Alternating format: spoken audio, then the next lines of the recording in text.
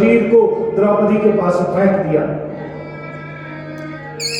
द्रौपदी के हाथ में तलवार दी और कहा हत्या कर दे इसकी,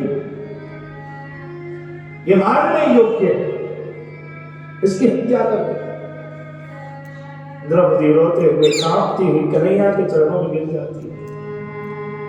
कन्हैया को कहती है भैया आज मेरा बेटा गया है और पुत्र के जाने के बाद मां इस स्थिति से गुजरती है, मैं उस स्थिति को झेल रही हूं, मैं उस पीड़ा को भोग रही हूं, मैं उस कष्ट को सहन कर रही हूं। इसकी मां बूढ़ी है,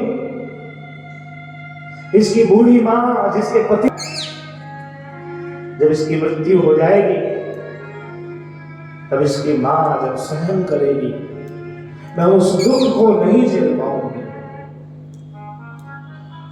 मैं उस कष्ट को नहीं झेल पाऊंगी। हे नंदनंदन, भगवान का गला रुंध गया। भगवान द्रौपदी को सदुपदेश देते हैं, कहते हैं द्रौपदी अवसर बार बार प्राप्त नहीं होता, ये अवसर है। आज तुम्हारे हाथों से अगर इसकी हत्या हो जाए, इसका अंत हो जाए, होती है। भगवान के कहने पे अश्वत्थामा के चूड़ामणि को काट दिया। निस्तेज होकर के अश्वत्थामा ने विचार किया कि अभिमन्यु का अंश भी जीवित है और उत्तरा के गर्भ के ऊपर अश्वत्थामा ने ब्रह्मास्त्र का प्रयोग किया है।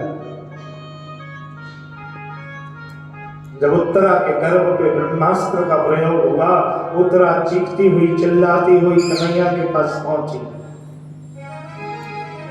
आज भगवान उत्तरा के गर्भ में इस रूप में पहुंचे। कृष्ण प्रियम सकल कल्मषनाशनम च मुक्ते कहे तुमिह भक्ति विलासकारी संतः कथानकमिदं पिबतादरेण लोके हि तीर्थपरिशीलन सेवया लोके हि तीर्थपरिशीलन सेवया। हे गोविंद, मेरे पति नहीं रहे और मेरे पति के न होने पे उनका एक प्रेमात्मक चिन्ह मेरे गर्भ में है। हे गोविंद, इसकी रक्षा करिए। आज भगवान शंख चक्र गदा पद्म धारण करके और उत्तरा के गर्भ में प्रवेश कर गए। भगवान ने उत्तरा के गर्भ को बचा लिया। उसी गर्भ से महाराज परीक्षित का जन्म हुआ है। और जब परीक्षित का जन्म हुआ ना महाराज, कुंती माता बहुत प्रसन्न हुई। संध्या काल का समय है और संध्या काल के समय में कुंती माता के पास भगवान पहुंचे और भगवान ने देखा कि अब सारे पांडव व्यवस्थित हो गए, सारी अव्यवस्था दूर हो गई, धीरे धीरे सब स्ट्रगल हो रहे हैं, पटरी पे जिंदगी लौट रही है। अब द्वारका जाना भगवान के लिए बहुत जरूरी हो गया है। महाभारत का युद्ध संपन्न हो गया, परीक्षित का जन्म हुआ, परीक्षित को भगवान का दर्शन भी हो गया और सब कुछ होने के बाद अब भगवान द्वारका जाने के लिए तैयार हुए। अब ये अंतिम मुलाकात है, यही रात अंतिम, यही रात बाकी। संध्या काल का समय है और कुंती मैया जो भगवान की बुआ है, वसुदेव जी की बहन, बुआ से भगवान को बड़ा प्रेम।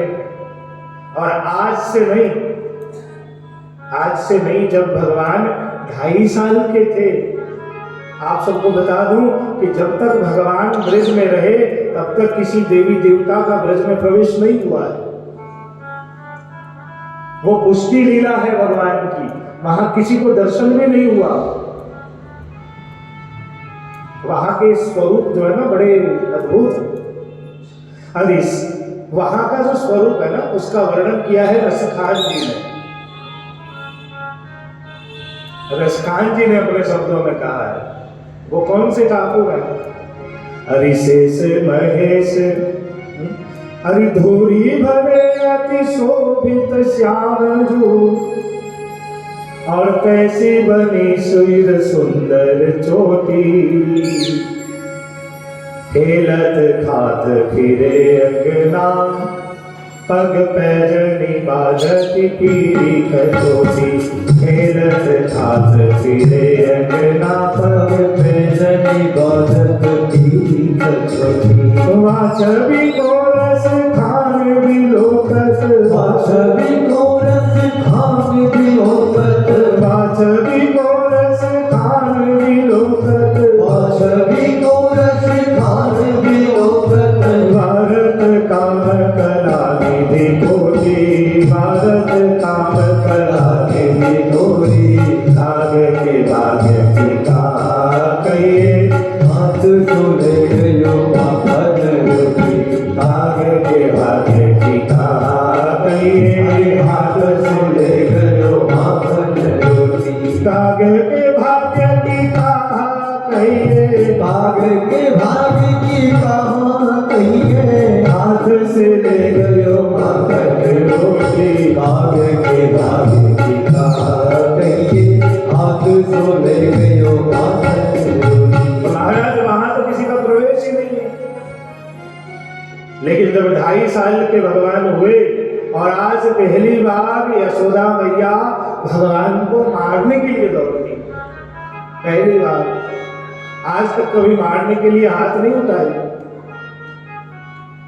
लेकिन जब भगवान 2.5 साल के हुए, सुबह सुबह मैया के बाल को पकड़ करके और भगवान गोद में आना चाहते थे। मैया दधि मंथन कर रही है, वो कितना अद्भुत स्वरूप होगा यशोदा जी का। यशोदा हरि को पालन झुलावे। यशोदा जी दधि मंथन कर रही है और जब दधि मंथन कर रही है उसी समय भगवान जग करके उठे। अब छोटा बालक जग करके उठता है, चारों तरफ भगवान के नेत्र में जो अंजन है वो अंजन फैल चुके। आप देखोगे नासिक द्वारा में जो नवनीत प्रिया जी विराज रहे, उनके कमर पे श्याम वर्ण है। क्यों? क्योंकि ठाकुर जी दोनों हाथों से आंखों को मीचते हैं और फिर अपनी हथेली को योग पोष लेते हैं। वो पूरा अंजन जो है भगवान के कटी पे लग गया। और यशोदा जी के पास भगवान पहुंचे। यशोदा जी दधि मंथन कर रही थी। पहले भगवान ने यशोदा जी के पल्लू पकड़ लिए। पल्लू पकड़ने के बाद भी जब यशोदा जी हाथ न आई तो यशोदा जी के बाल को पकड़ करके और पीठ पे बैठना चाह रही थी, बैठना चाह रहे थे। उसी समय यशोदा जी ने भगवान को थोड़ा झड़क दिया। अब भगवान को झड़क दिया तो भगवान ने क्या की, जितने भी माखन मिश्री हैं सब बंदरों को खिला दिया। अब ऐसी लूटपाट भगवान ने मचा दी। यशोदा जी को क्रोध आया और यशोदा जी कन्हैया को पकड़ने के लिए दौड़ती हैं हाथ में लकड़ी लेकर। और लकड़ी लेकर जब यशोदा जी भगवान को पकड़ने के लिए दौड़ती है, उसी समय पहली बार कुंती मैया ब्रज में आई हैं और भागते हुए ब्रह्म का दर्शन हुआ है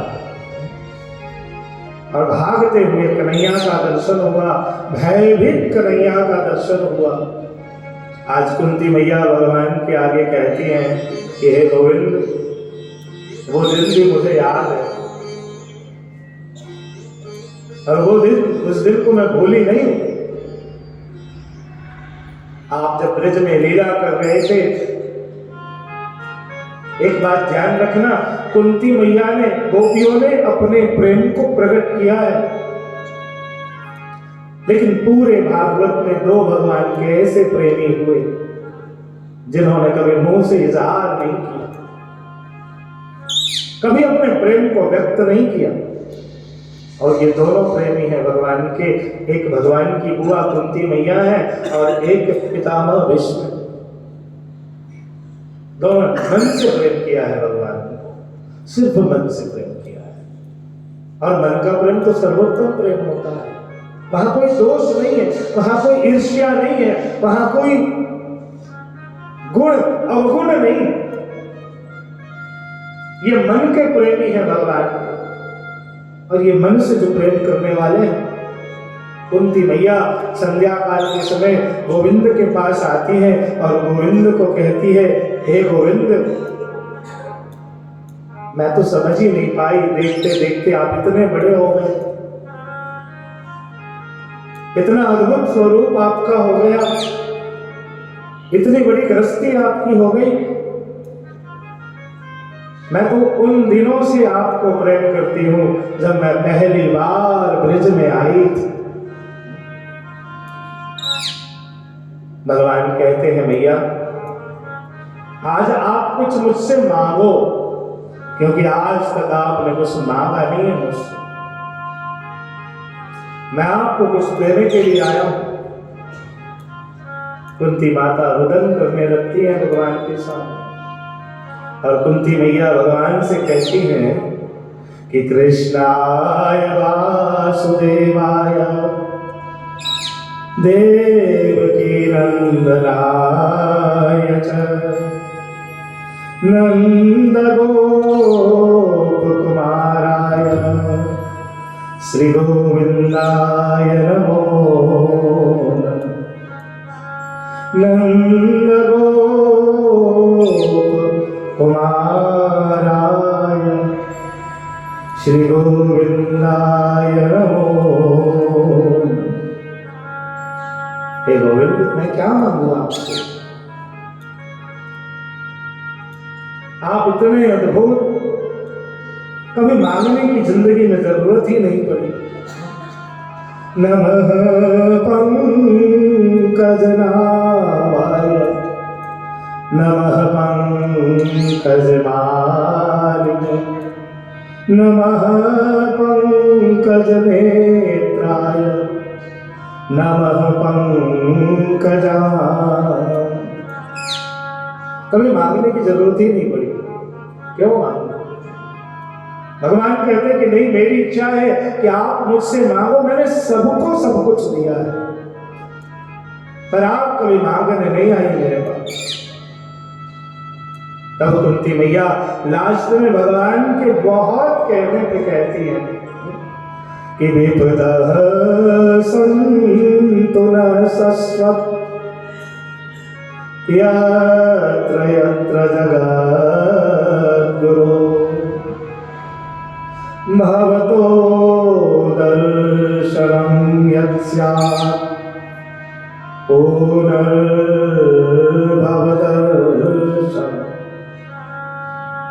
हे गोविंद, अगर आप देना ही चाहते हैं तो मेरे जीवन में इतनी विपत्ति आ जाए, इतनी विपत्ति आ जाए, इतना दुख आ जाए मेरे जीवन में कि मैं पल पल दुख से दुखी हो करके बार बार आपको याद करती रहूं, मुझे बार बार आपकी याद आए, मुझे पल पल हे गोविंद आपकी याद आए। और जब जब मुझे आपकी याद आए तो मैं जानती हूं कि जब भी मैं याद करूंगी तो आप मेरे सामने आ जाएंगे, और जब आप मेरे सामने आएंगे तब मुझे आपका दर्शन हो जाएगा। विपदः सन्तु न शश्वत् यत्र तत्र जगद्गुरो भवतो दर्शनं यत् स्यात् पुनर्भवदर्शनम्।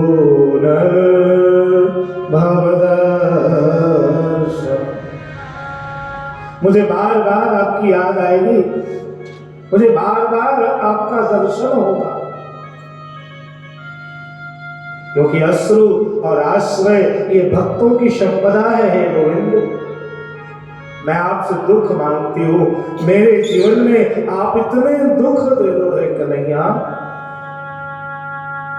इसलिए श्री महाप्रभु जी आज्ञा करते हैं कि कुंती जी की जो भक्ति है ना, कुंती जी की भक्ति के कारण पांडवों के ऊपर भगवान की कृपा हुई।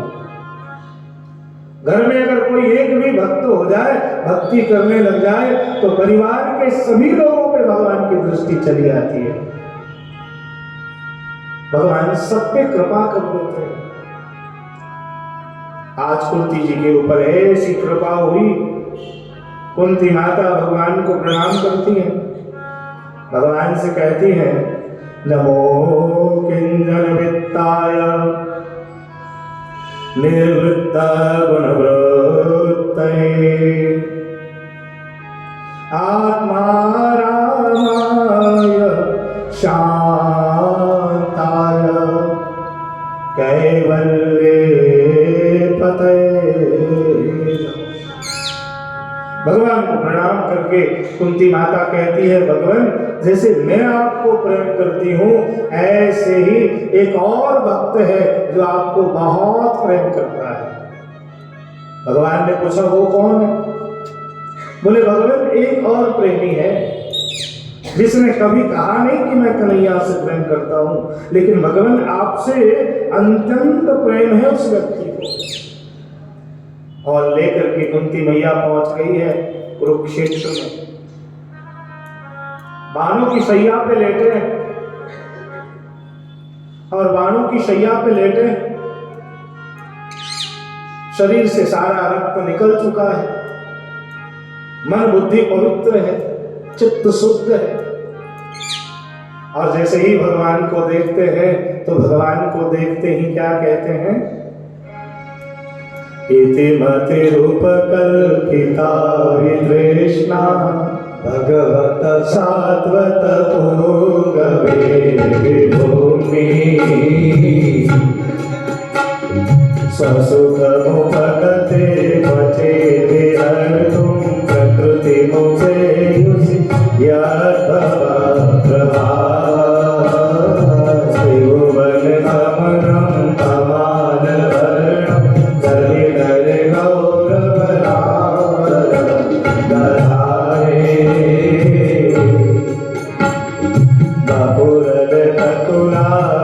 बपुरदकुलावृताननाथम्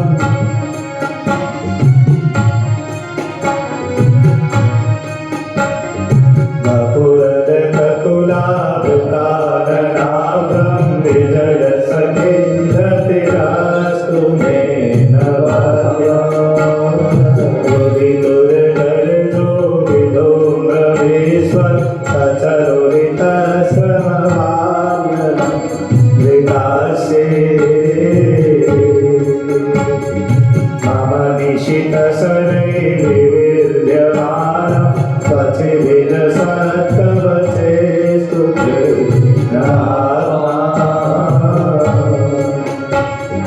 सपदि सखिवचो विषम्यमाद्ये निजपदयोर्बलयोरतं निवेश्य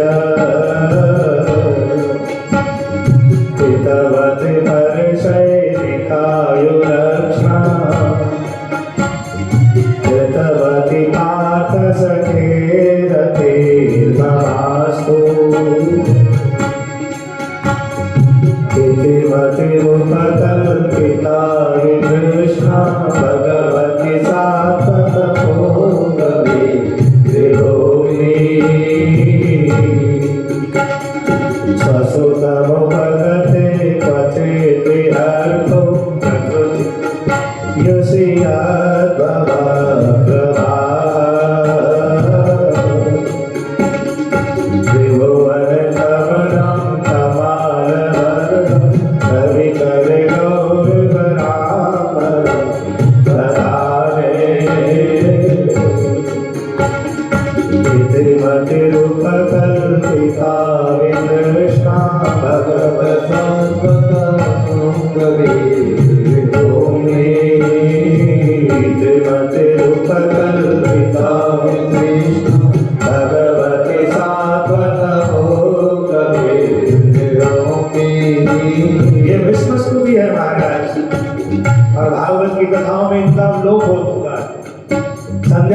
के समय अगर इसका पाठ करते करते शरीर छूट जाए तो परम धाम की प्राप्ति हो जाती। हमारे पूज्य गुरुदेव आज्ञा करते कि रोज संध्या काल के समय जरूर विष्णु स्तुति का पाठ करना चाहिए। ये विष्णु स्तुति है और पितामह भीष्म का एक तरह से प्रेम पत्र भी है। इसमें भगवान के लिए पितामह भीष्म ने अपने प्रेम को प्रकट किया। क्या कहते हैं? इति मतिरुपकल्पिता वितृष्णा भगवति सात्वत भूतवे विलोमे स्वसुखमुपगते पचे देहर्तुं प्रवाह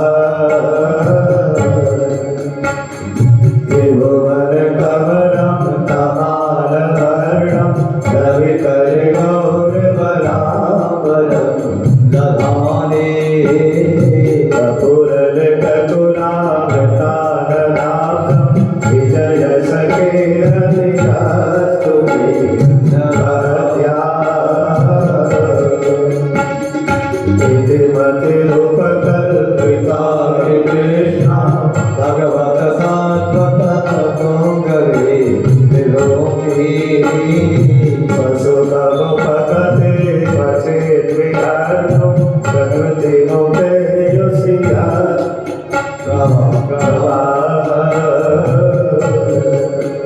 महाराज ये बड़ा अद्भुत और अद्भुत गुणों से परिपूर्ण की स्तुति। एक शब्दों में कहें तो बस एक ही भाव है इस श्लोक में, और वो भाव कौन सा है? सीताराम चरण रति मोरे, सीताराम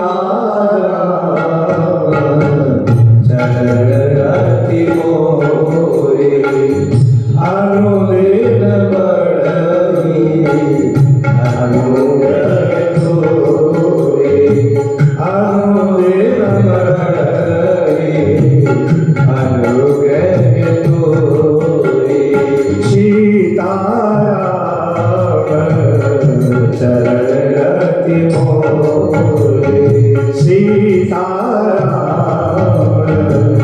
चरण रति मोरे, सीताराम चरण रति मोरे, सीताराम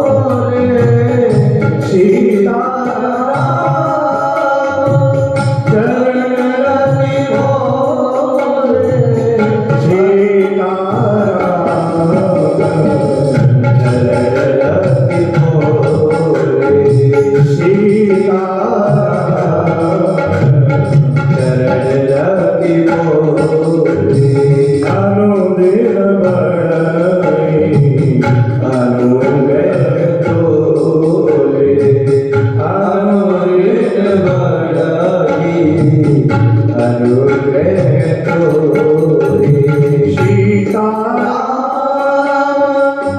चरण रति मोरे, सीताराम चरण रति मोरे, अनुदिन बढ़ई अनुग्रह तोरे, अनुदिन बढ़ई अनुग्रह तोरे, मतिरुपकल्पिता वितृष्णा भगवति सात्वतमोङ्गवे विलोके। सीताराम चरण रति मोरे, और यहाँ इति मति रूपकल्पिता वितृष्णा।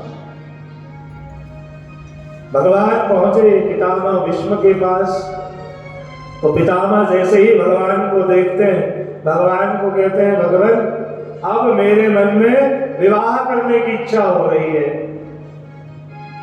भगवान ने कहा कि इस उम्र में?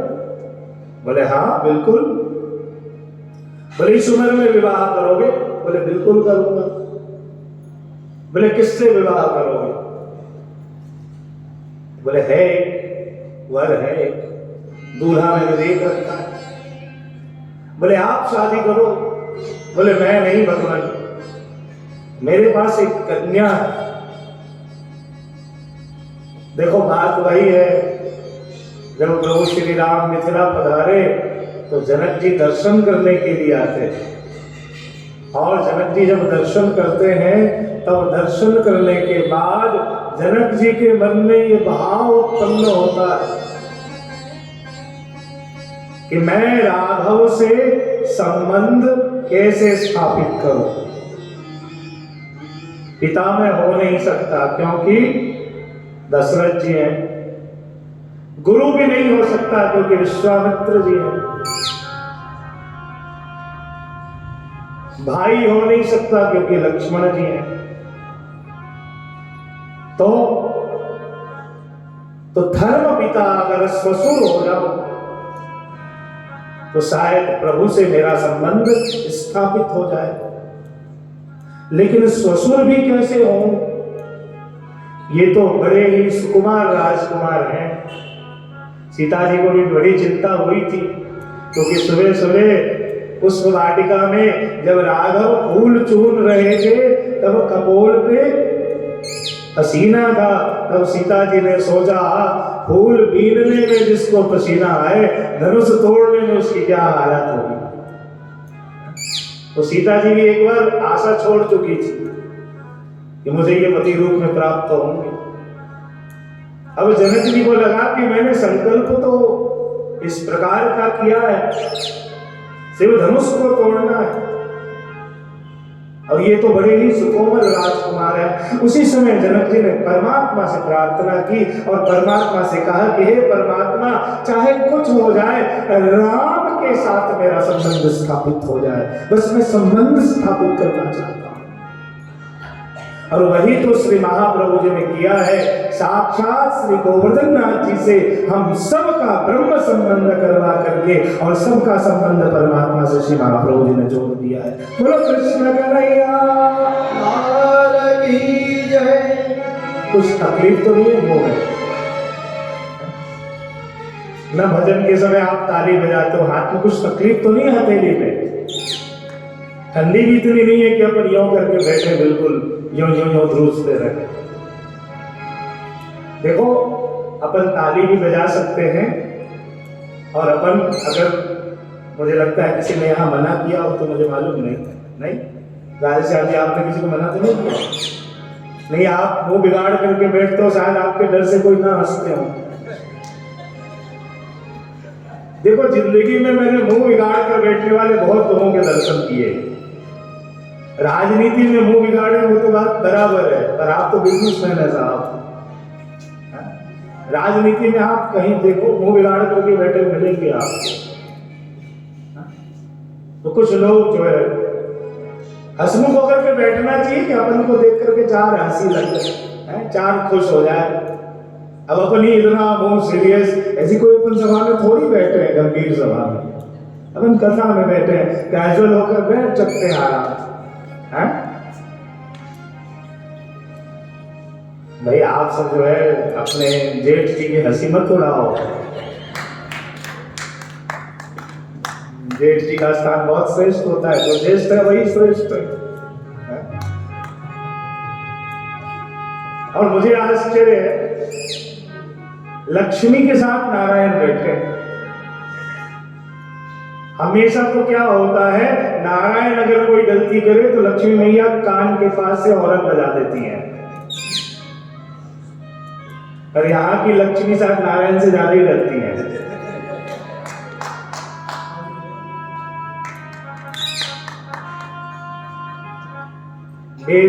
बेमौसम बरसात करने की कोई आवश्यकता नहीं है। जब ताली बजाना चाहिए तब तो यूं बैठे रहते हो, और जब कोई बजाने वाली कोई बात नहीं तो सब बजा रहे हैं।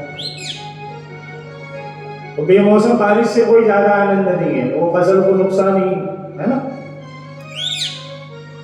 तो वक्त पे हमें आनंद लेना चाहिए साहब। तो ज्यादा मुंह बिगाड़ करके मत बैठिए राधे श्याम जी।